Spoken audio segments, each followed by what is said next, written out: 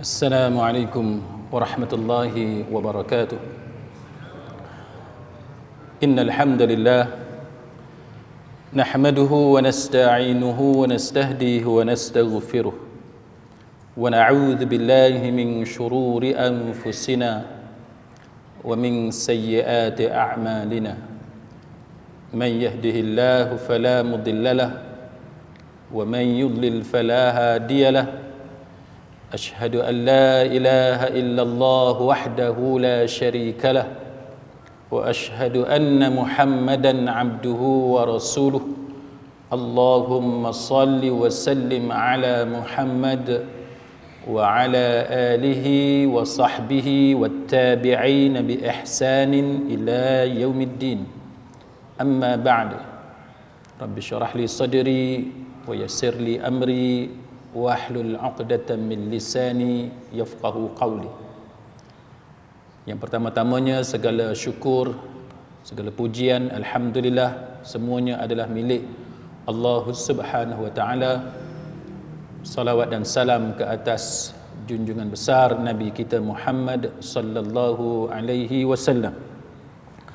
Malam ni kita sambung pengajian kita kitab Ad-Da' wad-Dawa' oleh Imam Ibn Qayyim Al-Jauziyah rahimahullahu ta'ala, yang membicarakan soal pelbagai penyakit, terutamanya penyakit kerohanian, penyakit hati yang membahayakan, yang merosakkan, dan apakah petua-petua ataupun kaedah untuk mengubatinya sebagaimana yang ditulis oleh Imam Ibn Qayyim Al-Jauziyah rahimahullahu ta'ala. Dan kitab kita ni ditahqiq oleh Syekh Ali Hasan bin Ali Al-Halabi Al-Athari. Dan pada malam ni kita masuk pada muka surat yang ke-32, perenggan yang ke-5. Pendapat yang benar ialah ada bahagian ketiga. Betul kan? Betul kan? Muka surat 32, iaitu perenggan yang ke-1, 2, 3, 4, yang ke-5, pendapat yang benar. Jadi siapa-siapa yang nak lihat rujukan boleh ambil kitab dekat meja di entrance tu. Itu adalah kitab yang disumbang oleh sahabat-sahabat kita. Mudah-mudahan ada pahala buat mereka. Jadi ini boleh membantu kefahaman kita bila kita belajar dengan membaca teks atau matan yang ada di hadapan kita, insya-Allah. Baik, sidang hadirin mukminin, kita kembali kepada pengajian kita ini. Dalam pengajian kita yang lalu, kita telah membicarakan apa dia hubungan dan relevannya di antara doa dan juga usaha serta takdir. Itu antara yang telah kita pelajari sebelum ini. Dan Imam Ibn Qayyim dia bagi beberapa contoh yang mudah untuk kita faham. Kita orang-orang awam yang sebenarnya mudah untuk difahami. Dalam tulisan yang lalu, sebagaimana yang kita bahaskan, antara contoh yang disebut oleh Imam Ibn Qayyim ialah walaupun sudah ada takdir, dia kata, tapi kita semua faham bahawa untuk kita menghilangkan rasa lapar kita, untuk kita kenyang, kena makan. Kan? Tak ada orang yang ada akal yang waras, dia akan berpegang bahawa oleh sebab semua telah ditakdirkan oleh Allah, kalau kenyang, kenyanglah, kalau lapar, laparlah, tak payah makan, tak payah usaha, tak payah buat apa. Maka itu contoh mudah yang diberikan oleh Imam Ibn Qayyim supaya kita faham pentingnya kita ni usaha. Dia nak bagi tahu penting kita usaha, dan usaha itu salah satu daripada sebab kepada keberhasilan apa yang kita inginkan. Sama dengan dahaga, dia katakan, walaupun sudah ada takdir, tapi semua orang yang waras mengakui bahawa kita perlu minum untuk menghilangkan dahaga tersebut. Termasuklah soal keturunan. Kita berkahwin, kita mengadakan hubungan suami isteri, barulah kita ada zuriat keturunan, walaupun sudah ada takdir yang menentukan sama ada kita ada zuriat ataupun tidak. Jadi ini contoh mudah kan, yang disebut oleh Imam Ibn Qayyim Al-Jauziyah dalam pengajian kita yang lalu. Maka malam ni kita sambung pada perenggan yang kelima, itu pendapat yang benar. Jadi Imam Ibn Qayyim dia bagi contoh kepada kita bahawa pendapat yang benar, dia kata, ialah ada bahagian ketiga yang tidak tercantum dalam pertanyaan di atas. Apa dia pertanyaan di atas tu? Iaitu yang kita bicarakan sebelum ni, kan? Dua isu. Yang pertamanya, kalau kita usaha dan kalau kita tidak usaha. Kalau kita usaha, kalau Allah Ta'ala tidak takdirkan, kita takkan dapat. Kalau kita tidak usaha, kalau telah ditakdirkan kita dapat, kita tetap akan dapat.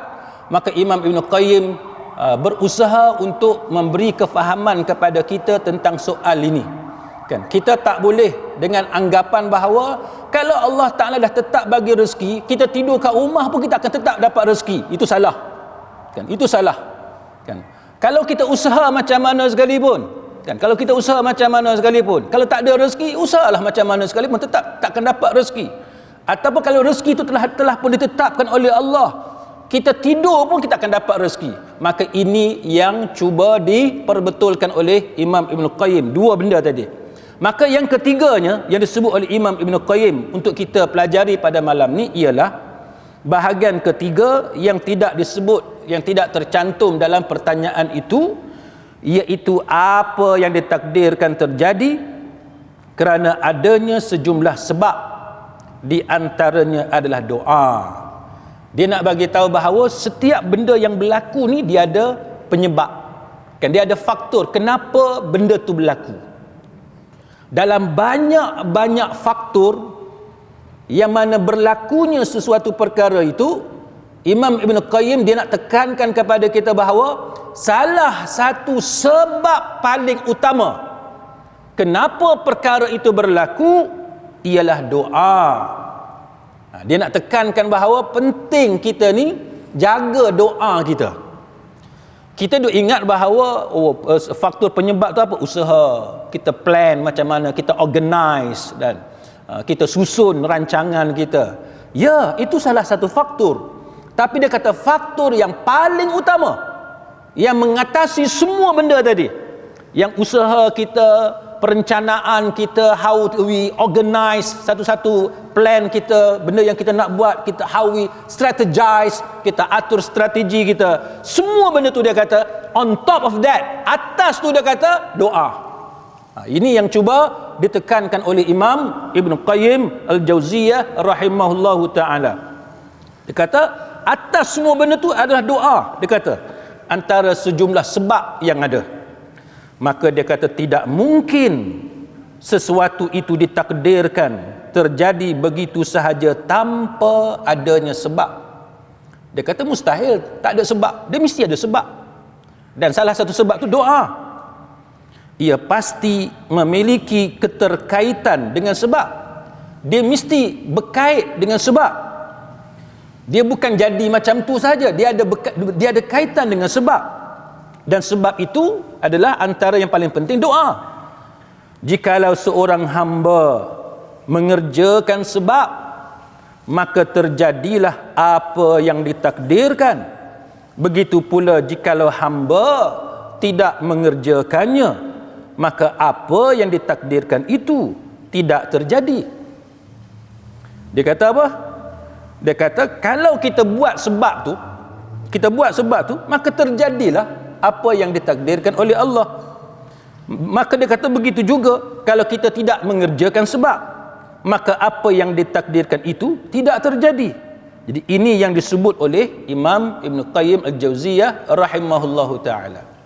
Baik, saya cuba rephrase, simplify benda ni supaya tuan-tuan boleh faham dengan mudah, boleh hadam, digest. Katalah saya daripada rumah saya Bertam tu nak datang kuliah di Masjid Karwa. Kan? Saya datang daripada Bertam, daripada rumah saya di Bertam ke Kepala Batas ke Karwa. Kalau ikut perjalanan biasa, trafik biasa, daripada rumah saya di Bertam nak sampai di Tanjung Tok Kong ni ambil masa antara 1 jam ataupun 1 jam 15 minit. Kalau trafik Banyak sikit 1 jam 30 minit, sejam setengah. Itu kita kata adat kebiasaan, benda hak lazim, benda yang biasa macam itulah. Sejam 15 minit, kalau traffic heavy sikit sejam 30 minit. Baik. Bila kita nak kata sebab, untuk membolehkan, kita kena pertimbang apa dia faktor untuk membolehkan saya sampai di sini on time, supaya tuan-tuan tidak tertunggu-tunggu. Kan, ni ustaz selalu lambat. Sebut nama ustaz selalu lambat, sampai isyak tak sampai-sampai. Jadi tak boleh. Saya sebagai seorang yang diundang, saya kena pastikan bahawa saya sampai on time. So ada sebab yang saya kena pertimbangkan, iaitu saya kena plan saya punya perjalanan. Betul tak? Saya kena plan. Okey, maghrib katalah 7.18, 7.17 hari ni, 7.16. Kita kata 7 suku lah senang, 7.15. So kalau kita mengambil perkiraan itu, saya kena keluar daripada rumah saya paling lewat 5.45. Paling lewat 5.45 supaya saya sampai di sini. Kalau traffic heavy, sesak, ada jam sikit, maka saya paling lambat saya akan sampai sini 7.15. Mana on time. Betul tak? Itu cara kita plan untuk kita dapat takdir yang ditetapkan oleh Allah Ta'ala. Sebab tu kita kena plan. Kita kena plan. Baik, bila kita plan macam tu tuan-tuan, 5.45 kena bertolak. Tiba-tiba tengah jalan saya nampak, selain daripada saya turun daripada rumah saya 5.45, saya guna GPS ataupun Waze ataupun Google Maps untuk memastikan bahawa mana-mana trafik yang merah tu kita boleh elak, kan? Kita boleh elak. Itu usaha saya yang kedua, selain daripada saya plan. Itu usaha saya yang kedua. Maka dengan menggunakan teknologi terkini, saya akan mengelak mana-mana yang nampak jam teruk, kita dapat mengelak. Kita menggunakan route yang kita kata smooth, yang flow dia cantik. Setiap kali nampak jam, kita amalkan doa yang kita belajar sebelum ni, menggunakan al-asmaul a'zam. Antara yang kita mengaji sebelum ni apa dia? Ya Hayyu Ya Qayyum, Ya Dzal Jalali wal Ikram. Jadi dalam keadaan saya bawa kereta, saya turun daripada rumah 5.45, dibantu oleh teknologi terkini yang ada Google Maps untuk pastikan saya sampai on time. Bila saya nampak ada masalah trafik di tengah jalan dan sebagainya, saya menyebut Ya Hayyu Ya Qayyum, Ya Dzal Jalali wal Ikram, Ya Hayyu Ya Qayyum, Ya Dzal Jalali wal Ikram. Inilah yang dikatakan bahawa kita menggunakan semaksimum mungkin kefahaman kita tentang sebab dan faktor untuk membolehkan kita memperolehi apa yang ditakdirkan oleh Allah Subhanahu wa taala. Itu maksud dia. Saya bagi contoh yang mudah, kan, supaya tuan-tuan faham. Jadi antara 3 contoh yang saya sebut tadi, iaitu kita plan perjalanan menggunakan teknologi terkini dan doa zikir kita kepada Allah. 3 contoh mudah ni tuan-tuan. Hak paling penting antara 3 ni penting, tapi yang paling penting antara 3 ini yang disebut oleh Imam Ibn Qayyim, yang paling penting adalah doa kita, kebergantungan kita kepada Allah Subhanahu wa taala. Jadi bila kita sebut Ya Hayyu Ya Qayyum, itu menunjukkan bagaimana kita bergantungnya diri kita kepada Allah Subhanahu wa taala. Kita ingat kepada Allah dan kita mengakui bahawa semuanya ini kita hanya akan dapat dicapai apabila kita mengharapkan bersungguh-sungguh kepada Allah Subhanahu wa taala dengan menyebut namanya yang agung. Kan, Ya Hayyu Ya Qayyum, kan, Ya Hayyu Ya Qayyum, Ya Dzal Jalali wal Ikram. Itu antara salah satu contoh yang boleh kita lihat. Baik, kemudian tuan-tuan sekalian, Imam Ibn Qayyim dia kata apa? Dalam perenggan yang akhir itu, yang paling bawah sekali, muka surat 32, dia kata, ini sebagaimana ditakdirkannya kenyang kerana makan dan minum. Kita dapat kenyang sebab apa? Sebab kita makan dan minum. Keberadaan anak kerana hubungan suami isteri, hubungan kelamin. Kita dapat zuriat keturunan sebab apa? Sebab kita kahwin, kan? Lepas tu macam mana kita dapat tuai hasil pertanian itu kerana kita semai. Kita tanam benih, tanam anak pokok dia, biji dia apa semua, kita dapat hasil. Tuai hasil itu sebab apa? Sebab kita telah tanam anak pokok dia, benih dia. Maka kita dapat hasil dalam pertanian itu, kan, aktiviti pertanian. Dan dia kata kematian binatang ternakan sebab apa? Kerana kita sembelih dia. Ini contoh disebut tentang sebab musabab. Dan kita masuk ke dalam syurga atau dilempar ke dalam neraka, na'udzubillah. Sebab apa? Sebab amal perbuatan kita, kan? Sebab amal perbuatan kita. Allah adalah Tuhan yang maha adil. Allah, dia tidak menzalimi hambanya. Sebesar mana sekalipun, sekecil mana sekalipun amal perbuatan, semuanya itu diambil kira, dihitung, dibicarakan oleh Allah. Maka hanya orang yang baik, yang saleh, yang beribadat kepada Allah yang dimasukkan ke dalam syurga. Manakala orangnya dimurkai, yang berdosa kepada Allah, tempatnya diazab dalam neraka Allah, na'udzubillah. Maka Imam Ibn Qayyim kata, demikianlah pendapat yang benar. Yang betulnya macam itulah. Kita nak masuk syurga, buatlah amalan, kan? Tak mau masuk neraka, tinggallah dosa. Itu yang dimaksudkan dia. Tapi dia kata yang ni tidak disinggung, yakni tidak disentuh oleh orang yang bertanya dalam soalan yang awal yang kita bicarakan dalam kuliah yang lalu.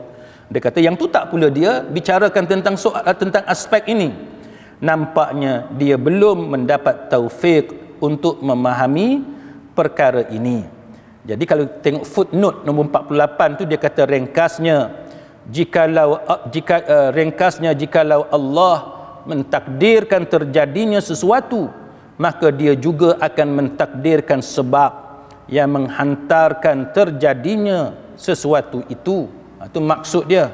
Maka kalau Allah Ta'ala mentakdirkan sesuatu, maka dia juga mentakdirkan sebab untuk menghasilkan sesuatu itu. Baik, untuk saya tambah ulasan berkenaan dengan takdir supaya kita boleh faham dengan lebih baik, saya akan ulas beberapa tulisan tuan-tuan sekalian, bagaimana kita nak faham tentang aspek ataupun perbahasan berkenaan dengan takdir Allah. Macam mana kita nak faham tentang takdir Allah? Baik, kalau kita lihat apa ini yang ini tidak ada dalam kitab kita, ini adalah tambahan tuan-tuan sekalian. Beberapa kaedah ataupun metodologi, manhaj yang terbaik untuk kita faham tentang takdir Allah. Antaranya ialah yang pertama, takdir yang tercatat di Lauhul Mahfuz, yang tu dia tidak berubah. Sebab apa yang dirancangkan oleh Allah, perancangan Allah, dia sempurna, kan? Dia sempurna. Semuanya berlaku mengikut apa yang telah ditetapkan oleh Allah Subhanahu wa taala. Yang kedua, yang tercatat di Lauhul Mahfuz, tidak ada sesiapa pun dalam alam ini yang dapat mengetahuinya. Tak ada siapa pun yang tahu, kan? Yang tahu hanyalah Allah. Ulama ahli sunnah wal jamaah mengatakan bahawa, nak gambarkan bahawa tidak ada sesiapa pun yang mengetahuinya, hatta nabi-nabi dan rasul-rasul alaihimus salatu wassalam pun tidak mengetahui apa yang tertulis di Lauhul Mahfuz. Malaikat macam mana? Malaikat juga tidak mengetahui apa yang tertulis dalam Lauhul Mahfuz. Dan apa dia hikmah, rahsia, sehingga Allah merahsiakan benda ni hatta daripada pengetahuan Nabi dia, hatta daripada pengetahuan malaikat-malaikat dia. Kalau kita banding dalam kehidupan kita sekarang pun tuan-tuan, tidak semua benda kita tahu, kan? Contoh, siapa yang kerja kilang dia tahu, siapa kerja pejabat kerajaan dia tahu. Kita urusan rasmi kerajaan, ada yang akta rahsia rasmi OSA, kan? Tuan-tuan kerja di kilang, ada benda yang tuan-tuan tak boleh bocorkan keluar. Siapa yang kerja di kilang ada sampai tahap bawa handphone pun tak dibenarkan bawa masuk dalam tempat kerja. Pasal apa? Kerahsiaan tu penting. Supaya kompetitor, kan, orang yang pesaing dalam area bidang yang sama, dia takkan dapat produk kita, strategi kita dan sebagainya, dia takkan dapat. Sebab itu pekerja, walaupun dia engineer, dia pegang position tinggi sekalipun, setengah-setengah tempat, masuk pejabat je, handphone kena letak kat luar. Itu contoh kerahsiaan dalam hal ehwal keduniaan. Benda dunia pun tuan-tuan, dia ada rahsia dia. Saya terlibat dalam beberapa jawatan kuasa mesyuarat pasal enactment, pasal undang-undang dan sebagainya. Dalam dokumen tulis rahsia, kan? Rahsia. Kita diberi taklimat. Benda yang macam ni tak boleh dibawa keluar, tak boleh nak tulis dalam FB, tak boleh cerita pada orang dan sebagainya.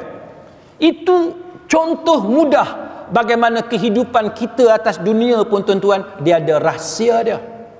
Dia ada rahsia. Maka apatah lagi rahsia Allah yang tidak ada tolok banding dia. Kita nak samakan dengan rahsia Allah tak boleh, tapi sekadar untuk kita memahami tentang aspek kerahsiaan, maka Allah dia merahsiakan tentang hal itu walaupun daripada pengetahuan nabi-nabi, rasul-rasul dan para malaikatnya. Maka ulama dia bincang pasal apa adanya kerahsiaan ini berkaitan dengan apa yang tercatat di Lauhul Mahfuz.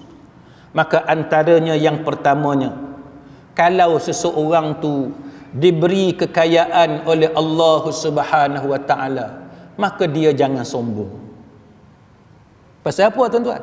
Sebab tidak ada siapa yang tahu kekayaan dia itu apakah selama-lamanya ataupun mungkin setahun, 2 tahun ataupun mungkin beberapa waktu yang terdekat dia akan kehilangan kekayaan.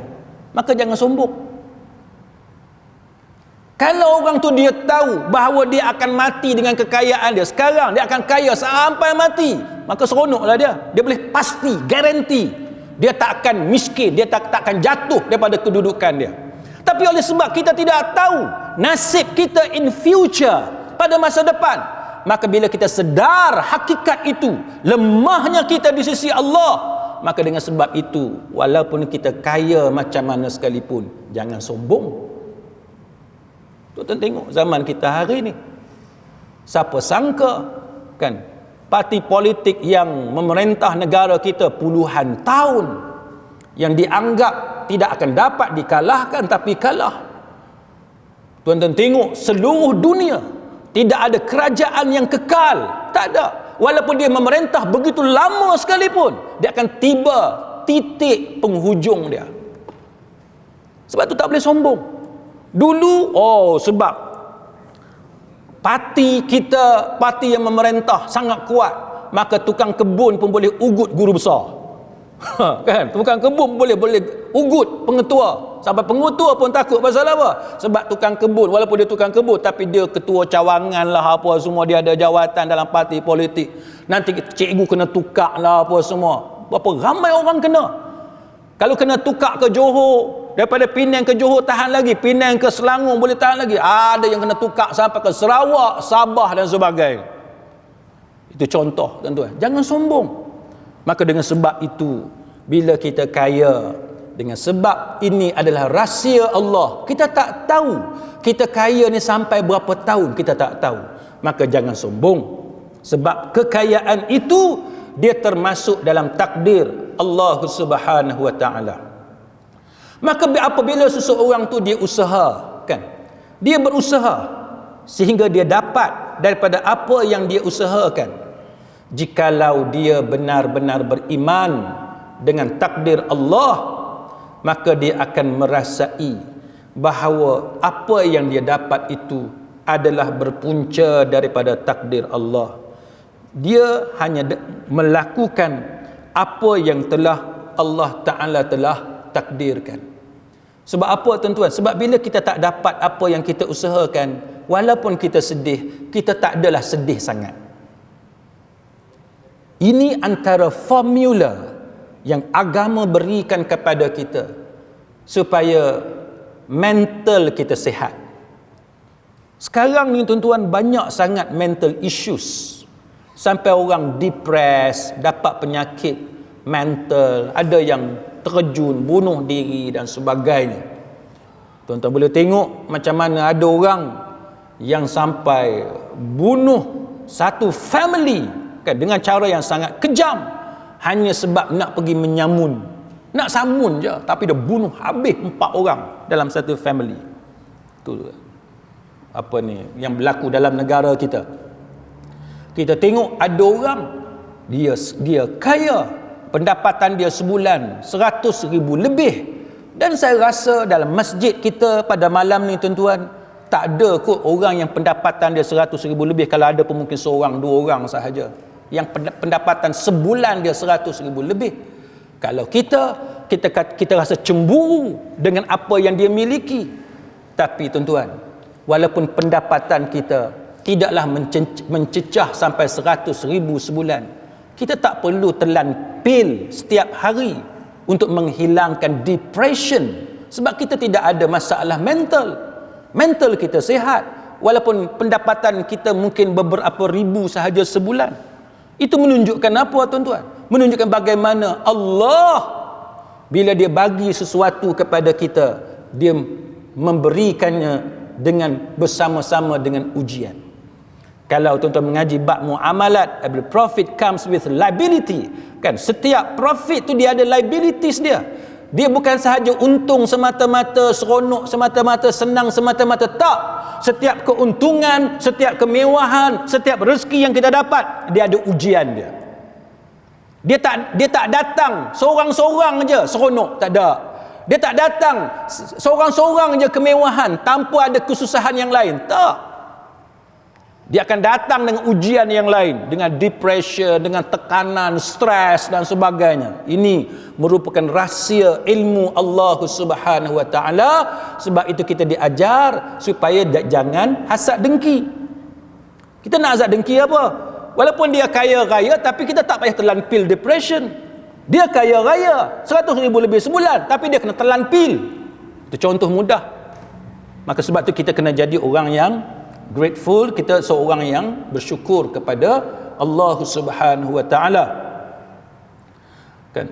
Kemudian selain daripada itu, walaupun ada orang lebih pandai daripada kita, ada orang yang lebih cerdik daripada kita, kadang-kadang kita dapat jawatan-jawatan tertentu. Itu semua takdir Allah. Tuan-tuan tengok orang hak jadi menteri, orang hak jadi pegang jawatan tinggi dan sebagainya. Kadang-kadang kita tengok cerdik aku daripada dia. Kan?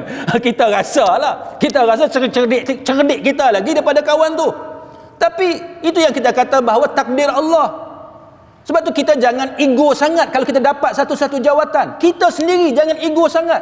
Kalau kita tengok orang, kita rasa aku pun boleh pegang jawatan tu. Samalah juga kita tukar. Bila kita pegang satu-satu jawatan yang tinggi, orang lain juga pandang benda sama.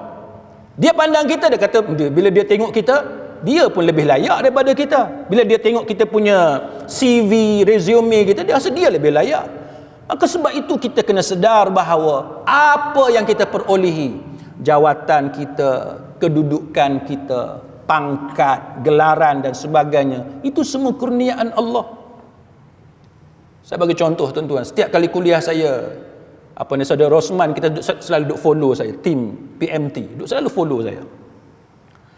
Bila saya pergi jumpa dengan ustaz-ustaz, asatizah dan program, semua ustaz-ustaz ni selalu duk tanya saya, macam mana saya ada tim media yang selalu duk ada dalam YouTube, Facebook. Saya tidak ada tim media tuan-tuan. Ini PMT yang pilih saya untuk dia cover. Dan saya menyedari bahawa berapa ramai lagi ustaz-ustaz yang jauh lebih alim daripada saya, jauh lebih pandai daripada saya, dan bila dia bercakap lebih berisi daripada saya, tapi dia tidak ada tim, dia tidak ada media, dia tidak ada kamera yang buat coverage kuliah-kuliah dia. Sebab tu kita kata bahawa apa yang kita ada ini tuan-tuan, dia termasuk dalam takdir Allah. Jangan sombong. Nak banding kita, sebagai contoh saya Saya tak ada pun kelebihan apa sangat pun, biasa-biasa, average. Sedangkan ramai lagi ustaz yang lebih alim tapi tak ada pun dalam Facebook, tak ada dalam dalam YouTube dan sebagainya. Samalah juga tuan-tuan dalam soal lain, soal kita di pejabat, soal kita berniaga dan sebagainya. Kita tengok kadang-kadang orang tu berniaga, masa mengaji dulu dia lah hak tidur, dia lah hak ada toyol dalam kelas tau. Toyol dalam kelas tau. Zaman universiti kita tengok dia ni kalau habis universiti nak hidup macam mana? Pasal apa? Tidur je. Hak pergi kelasnya kita. Dia tidur. Tapi signature dekat attendance sheet tu penuh. Pasal apa? Ada toyol. Ada toyol tolong sign. Kita kata dia ni habis universiti macam mana nak jadi orang. Tapi Allah, dalam takdir Allah, bila keluar universiti, dia yang jauh lebih kaya daripada kita. Dia yang jauh lebih berjaya daripada kita. Kita yang konon-kononnya duk pergi kelas pukul 8 pagi, 9 pagi, attendance penuh apa semua, biasa-biasa sahaja. Maka sebab tu tuan-tuan, kita jangan sombong dengan apa yang kita dapat. Kita tak tahu apa yang dalam perencanaan Allah. Saya pernah cerita sebelum ni kepada tuan-tuan. Adik saya sendiri, kan, nombor 3 tu. Zaman kami belajar dulu, dia antara yang paling bermasalah dalam belajar. Saya smooth daripada sekolah menengah, masuk asrama penuh SBP, form 1 sampai form 5 tak ada masalah, masuk matrik tak ada masalah, masuk double degree 2 ijazah, keluar UIA pun tak ada masalah, smooth. Adik saya tersangkut, macam-macam dia punya tersangkut. Ibu saya berapa kali menangis, ayah saya berapa kali menangis, kan? Sehingga menganggap ini antara anak yang paling malanglah antara anak-anak yang lain. Tapi itu termasuk dalam rahsia Allah, rahsia ilmu Allah, yang ibu saya tidak mengetahuinya, yang ayah saya tidak mengetahuinya, yang saya sendiri, kami adik-beradik tidak mengetahuinya. Tapi selepas masing-masing dah keluar universiti, dah bekerja dan sebagainya, dialah yang paling kaya. Dialah yang ada driver, saya tak ada driver, kan? Dialah yang boleh bagi kepada mak dengan ayah duit yang jauh lebih banyak berbanding dengan adik-beradik yang lain. Ini termasuk dalam takdir Allah yang Allah Ta'ala rahsiakan. Kenapa? Hikmahnya supaya kita sabar dengan apa yang diuji oleh Allah Ta'ala kepada kita, kerana kita tidak mengetahui apa yang ditetapkan oleh Allah kepada anak kita itu. Maka ibu-ibu di belakang, kalau kecewa dengan anak yang tak semayang, yang degil, yang terlibat dengan dadah, yang terlibat dengan macam-macam masalah, sabar. Teruskan nasihat, teruskan bimbing. Jangan halau dia daripada rumah. Ibu yang halau anak dia daripada rumah, dia menjauhkan anak dia daripada bimbingan dia. Tak, itu salah. Walaupun dia bermasalah, kita dekati dia, kita pujuk dia sentiasa. Pujukan itu mungkin 1 tahun, 10 tahun, 20 tahun, kita tidak mengetahuinya. Sebab itu termasuk masa depan ni tuan-tuan, dia termasuk dalam rahsia ilmu Allah. Kita tidak mengetahui apa yang akan berlaku di masa hadapan, kita tak tahu. Maka itu penting kita memahami soal takdir dan hubungan dia dengan doa dan sangka baik kepada Allah. Ana 'inda dhanni 'abdi bi, aku bersama-sama sangkaan hamba-Ku kepada aku. Ini apa yang diingatkan oleh Allah dalam hadis qudsi.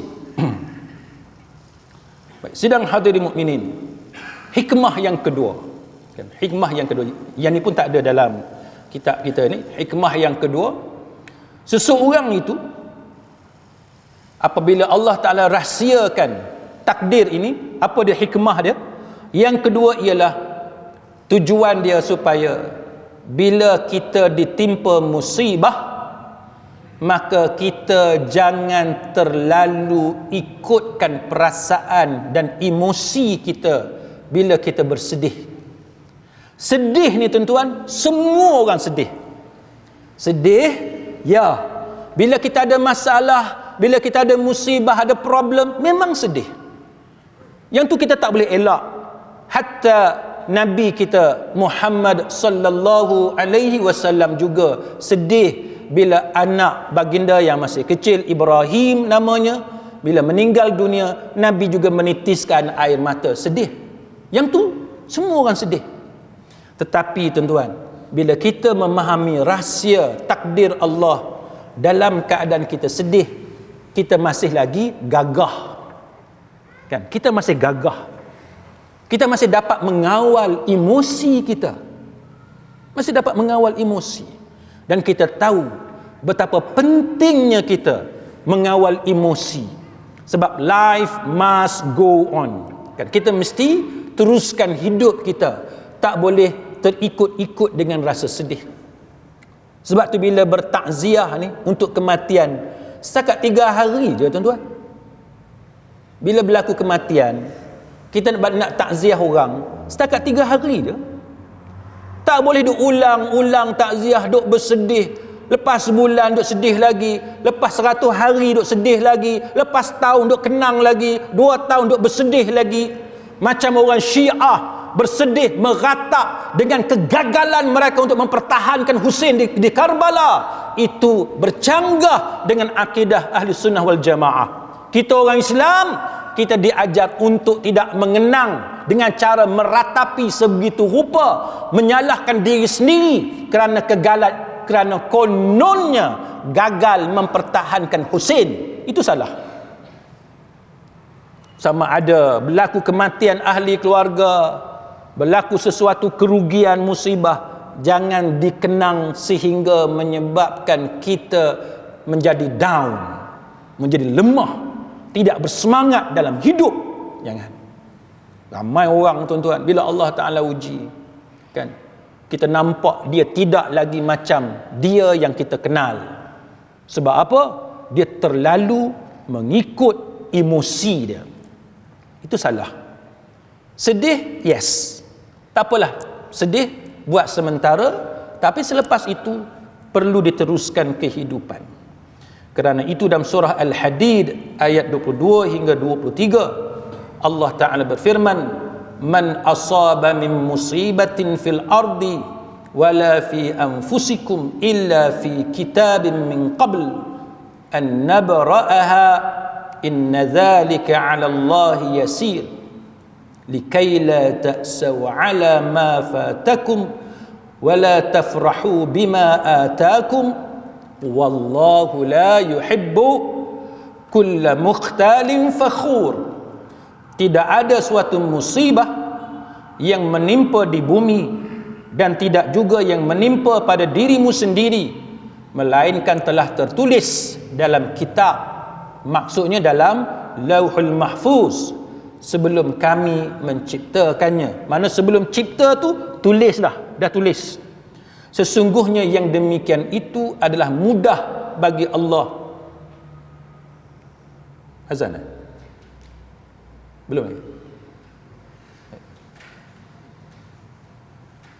Kita bagi peluang untuk azan.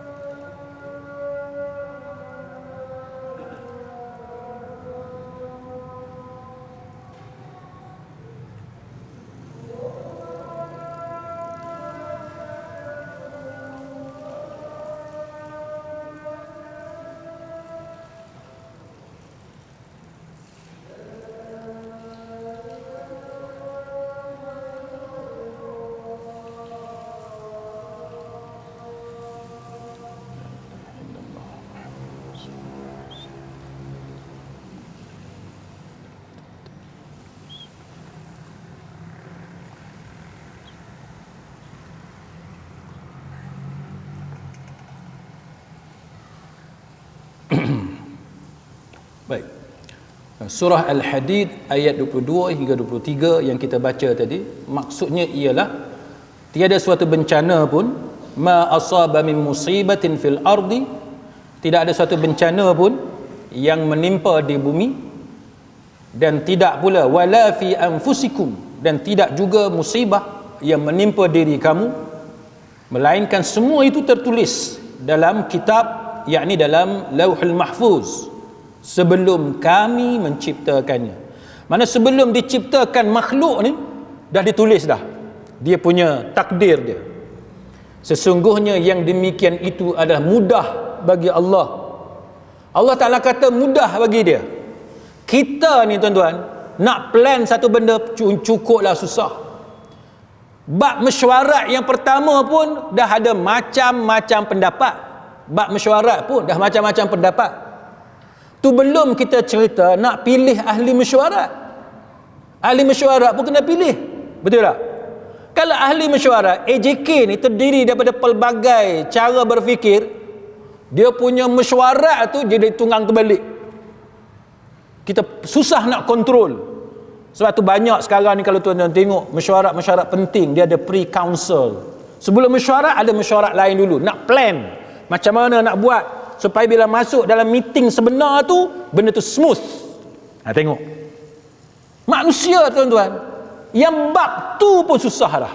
Yang bab tu kita tak cerita bab nak tadbir negara, belum cerita benda yang besar-besar, kita cerita benda yang kecil-kecil, persatuan yang kecil-kecil, jawatan kuasa yang kecil-kecil pun dah susah dah. Kita nak harmonikan perbezaan pendapat dalam jawatan kuasa tu, dalam meeting, dalam persatuan. Bila persatuan NGO, bila dia besar sikit, makin ramai orang, maka semakin banyak berlaku perbezaan pendapat, dia jadi berpuak-puak. Tuan-tuan tengok pelajar kita bila berada di luar negara, di UK sebagai contoh, area yang ramai budak pelajar ataupun masyarakat Malaysia, kalau besar masyarakat Malaysia di situ, Sheffield, Manchester, London dan sebagainya, dia jadi berpuak-puak.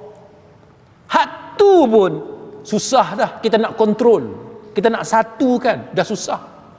Tapi Allah, dia bagi tahu dalam bab menulis atau mencatat takdir yang ditetapkan untuk setiap makhluk di Lauhul Mahfuz, sebelum dicipta makhluk itu telah pun ditulis. Dan Allah Ta'ala kata apa? Inna dzalika 'ala Allahi yasir. Mudah je, mudah bagi Allah. Dan walaupun begitu complicated, begitu besar soal alam ini, tapi itu mudah bagi Allah. Maka Allah Ta'ala kata apa? Dengan sebab Allah Ta'ala kata dia mudah, maka Allah Ta'ala kata jangan kamu berduka cita terhadap apa yang hilang daripada kamu. Memanglah kita sedih tuan-tuan, benda yang luput, yang hilang, yang binasa dan sebagainya, tapi jangan terlalu ikutkan hati kita untuk berterusan sedih dengan musibah yang menimpa kita pada masa yang lepas-lepas. Kan orang putih kata let bygone be bygone. Hak lepas tu lepas. Dan supaya kamu jangan terlalu gembira terhadap apa yang diberikannya kepada kamu. Bila kita dapat rezeki, pangkat, kelebihan, hak lebih daripada orang lain, jangan duk seronok sangat sampai kita lupa diri, sampai kita buat naya dekat orang, seolah-olah apa yang kita dapat lebih itu kita akan dapat selama-lamanya. Tak, kita takkan dapat selama-lamanya. Kita akan jatuh, satu masa kita akan jatuh. Tuan-tuan tengok orang politik, dia berkuasa berapa lama, tapi bila dia jatuh, naik puak lain pula. Parti yang sama tapi berpuak-puak. Tuan-tuan carilah mana-mana parti politik pun tak ada yang hanya satu puak, tak ada. Dia ada geng, dia ada camp dia.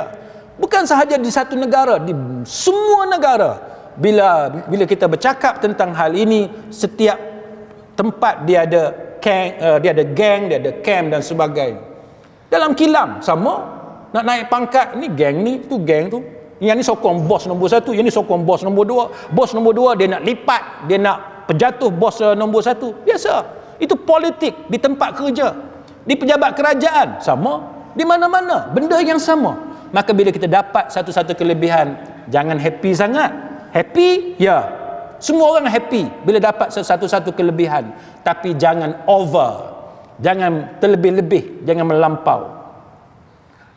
Dan Allah Ta'ala kata apa? Allah Ta'ala dia tak suka, kan? Wallahu la yuhibbu kulla mukhtalin fakhur. Allah Ta'ala tidak suka orang yang sombong, orang yang bangga diri, orang yang show off. Allah Ta'ala tak suka. Kita kena tetap humble, kena tetap tawaduk, rendah diri, walaupun pangkat kita tinggi, walaupun depan nama kita ada gelaran macam-macam, Tan Sri lah, Datuk Sri lah, Profesor lah, apa semua, orang hormat kita macam mana sekalipun, kita tetap kena kekalkan humbleness, kan?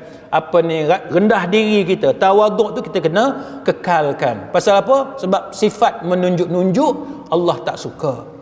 Sombong Allah Ta'ala tak suka, kan? Kadang-kadang saya bukanlah nak memburukkan mana-mana pihak, tapi contoh tuan-tuan, kita berurusan di kaunter, tak kiralah kaunter kerajaan, pejabat kerajaan ke, syarikat-syarikat telekomunikasi ke apa ke, yang duduk depan kaunter tu pangkat bukan tinggi sangat pun, tapi cara bercakap tu dia herdik orang, dia buat macam orang tu tak reti. Kita tak tahu yang datang berurusan tu, walaupun nampak tua, nak orang Masjid Karwa, kan, ni semua janggut panjang jenis janggut putih, orang tua semua. Dia tak tahu yang kawan ni orang korporat ke orang apa, ada pangkat tinggi, tapi dah nampak biasa je. Dia cakap tuan-tuan, sampai tak tunjuk hormat, tak ada respect. Tak boleh. Tengoklah diri kita, pangkat tak tinggi mana pun, tapi suka sangat memperlekehkan orang, suka tengking orang, suka tinggikan suara, tak bagus. Kita kerja di mana-mana pun, tak kiralah di kaunter ke, belakang kaunter ke, di pejabat macam mana sekalipun, kekalkan sifat tawaduk, kan? Kekalkan sifat hormat pada orang, terutama orang yang lebih tua. Tak kiralah orang yang lebih tua tu dia orang kampung ke, tak ada pangkat ke, nampak miskin ke. Sebab apa tuan-tuan? Kita hormat orang tu bukan kerana orang tu. Kita hormat orang tu bukan sebab dia. Kita hormat dia kerana menghormati orang yang lebih tua, dan menghormati orang lain adalah perintah Allah. Kerana itu sunnah Nabi. Sebab itu kita hormat orang, kita menyantuni orang, kita beradab, kita ada ethics dalam kita berurusan dengan manusia. Kita nak pahala daripada Allah, walaupun dia mungkin tak ada apa-apa sekalipun. Sebab hidup kita ni tuan-tuan, tak boleh lari daripada hukum hakam, dosa pahala di sisi Allah Subhanahu wa ta'ala. Sebab itu Allah Ta'ala kata dia tak suka siapa yang sombong lagi membanggakan diri, tambah-tambah pangkat tak tinggi mana pun, tapi suka berlagak, kan, sombong. Jadi itu sangat bahaya kepada agama kita. Maka hendaklah dia mengucapkan inna lillahi wa inna ilaihi raji'un, qaddarallah wa ma syaa fa'al. Kita yang ikut sunnah Nabi ni, jadi apa-apa kita sebut yang ni, kan, inna lillah, kita semua ni milik Allah Ta'ala, ujung rambut sampai ujung kaki, hatta nyawa kita pun, jantung kita pun, akal fikiran kita pun, semuanya dicipta oleh Allah. Kita tak boleh buat apa-apa tuan-tuan. Once kena stroke, tuan dah tengok siapa kawan-kawan kita yang kena stroke, boleh buat apa? Tak boleh buat apa. Once you're bedridden, tak boleh buat apa pun. Carilah doktor pakar macam mana sekalipun, kalau Allah tak izin, tetap bedridden. Tapi kalau Allah Ta'ala izin, boleh sembuh. Berapa ramai orang yang asalnya lumpuh sebab stroke dan sebagainya, tapi sembuh, Masya Allah, kan? Maka sebab kita kena ingat bahawa apa yang berlaku itu, kita adalah milik Allah. Bila kita milik Allah, wa inna ilaihi raji'un, kita akan kembali kepada Allah Ta'ala, masuk dalam kubur, pada mahsyar. Lepas tu kalau kita orang baik, Allah Ta'ala sayang kat kita, syurga insya-Allah. Qaddarallah, kan, qaddarallah ataupun qadarullah. Cara baca tu dua, sama ada tuan-tuan nak baca qadarullah ataupun qaddarallah, iaitu telah menjadi ketentuan, dia menjadi ketentuan kehendak Allah Subhanahu wa taala, wa ma syaa fa'al, dan Allah dia buat mengikut apa yang dia kehendaki. Maka sebab tu tuan-tuan, salafus salih, antaranya sahabat Nabi yang besar, kibar sahabah seperti Umar Khattab, ketika dia ditikam, dia kata apa? Ketika dia ditikam, Umar kata, wa kana amrullah qadaran maqdura. Umar kata, dan ketetapan Allah itu suatu ketetapan yang pasti berlaku. Kena tikam je, Umar kata, wa kana amrullahi qadaran maqdura, dan ketetapan Allah itu suatu ketetapan yang pasti berlaku. Kita nak elak tak boleh. Bila Allah Ta'ala tetap macam tu, macam itulah yang berlaku. Ini contoh orang yang benar-benar beriman dengan takdir Allah. Samalah juga tuan-tuan dalam perang Jamal. Dalam perang Jamal, Talhah bin Ubaidillah radhiyallahu anhu, ketika dia kena tikam, dia juga menyebut wa kana amrullahi qadaran maqdura, dan ketetapan Allah Ta'ala itu suatu ketetapan yang pasti berlaku. Jadi apa yang boleh kita pelajari malam ni tuan-tuan, bila berlaku apa-apa kepada kita dalam hidup, jangan sedih sangat.